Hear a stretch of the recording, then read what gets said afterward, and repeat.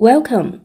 In this video, we shall continue on the discussion on Lagrange multipliers. In the last video, we discussed the method of Lagrange multiplier when we have an objective function and a constraint equation with two input variables.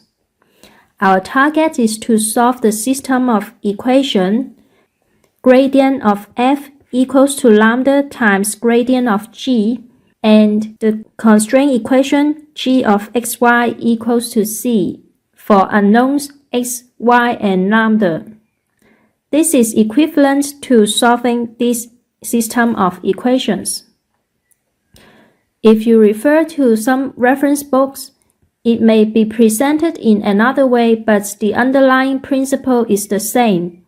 First, we construct a function in three variables, big F of x, y, lambda, which is given by f of xy plus lambda times brackets c minus g of xy. Then we find all the critical points of this so-called Lagrange function and solve the system of equation, that is, the partial derivative of big F with respect to x equals to 0, big F sub y equals to 0, and big F sub lambda equals to 0. This is the same as what we have discussed, because if we take the partial derivative of big F with respect to x, we get this expression, and to set it to be 0 is the same as solving f sub x of xy equals to lambda times g sub x of xy, which is the same as the first equation here. For the second and the third equation, it is actually the same as the second and the third equation in this system on the left. Therefore, these two methods are having the same underlying principle and they give the same points which fulfills this system of equations. Therefore, we see that the method of Lagrange multipliers is somewhat similar to finding critical points, and it does not tell us whether the points obtained is really an extremum point or not. The system of equations gives us a necessary condition. That is, if a point is an extremum point, then it satisfies this system of equations. But if a point satisfies this system of equations, this doesn't imply that the point must be an extremum point. Now, when we are asked to find the maximum and minimum of a function subject to a constraint equation, we wish to find the absolute extremum. Therefore, we should further determine whether the points obtained from the system of equations is an extremum point or not. As an illustration, when we have an optimization problem with a function with one variable, we may come across a situation that we restrict our value of x to be within a closed interval. That is, an interval including two endpoints. In this case, if the function is continuous and differentiable, we can always obtain an absolute maximum and absolute minimum. However, if the interval doesn't include the two endpoints, then it is possible that the function only has local extremum, but there is no absolute extremum. Now, when we are asked to find the maximum and minimum of a function subject to a constraint equation, we wish to find the absolute extremum. Our idea is that if the constraint equation is a boundary of a region with finite area, and if the objective function is continuous and differentiable, then we notice that we will be able to get the absolute extremum for our problem.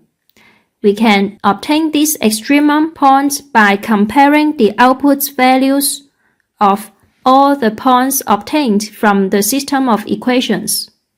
If the constraint equation doesn't enclose a region with finite area, The outputs of the objective function could be unbounded under these constraints.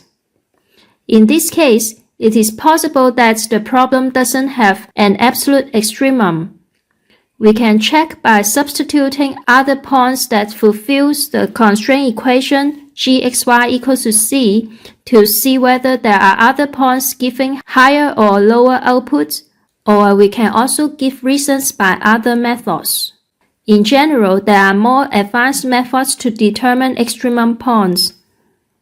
For instance, in previous video, we wish to find the maximum or minimum of the function fxy equals to x squared plus y squared, subject to this constraint equation x squared plus xy plus y squared equals to 3. We see that the constraint equation represents an ellipse, and the function here is continuous and differentiable. There will be absolute maximum and minimum. Within this yellow curve, we can obtain the absolute extremum by comparing the output values of all the points that satisfy the system of equations.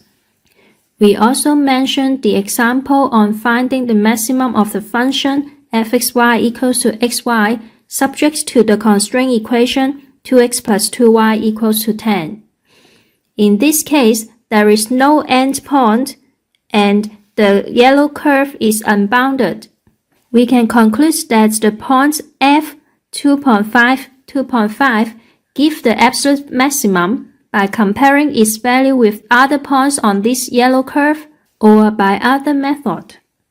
For example, we observe that the constraint is y equals to 5 minus x. If we substitute it to the objective function, it gives x times 5 minus x, which represents a parabola which opens downwards. Therefore, the function attains absolute maximum value of 6.25 when x and y equals to 2.5. Please make a pause and attempt the following question. We shall discuss the solutions afterwards. In this question, we want to solve the constraint optimization problem with the objective function fxy equals to x squared plus x plus 2y squared, subject to the constraint equation x squared plus y squared equals to 1. By the method of Lagrange multiplier, we would like to solve this system of equation, so we need to first find the partial derivative of the function f and g with respect to x and y respectively. And we have this system of equations with three unknowns x, y, and lambda. After solving this system of equation, we get 4 possible extremum points, which is listed here. You can see that in our case, the constraint equation is a unit circle. The objective function is continuous and differentiable.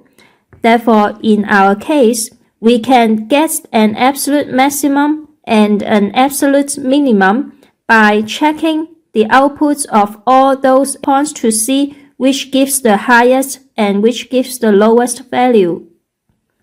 After checking all the output values for these 4 possible extremum points, we notice that the function f has a maximum value of 9/4, which occurs at both of these 2 points, whereas the function has a minimum value of 0, which occurs at the point -1, 0. The following diagram shows the objective functions and the constraint equations in different viewing angles. We can see that we get 2 absolute maximum points and 1 absolute minimum point, and these points satisfy the system of equation, but it is not the absolute maximum nor the absolute minimum point.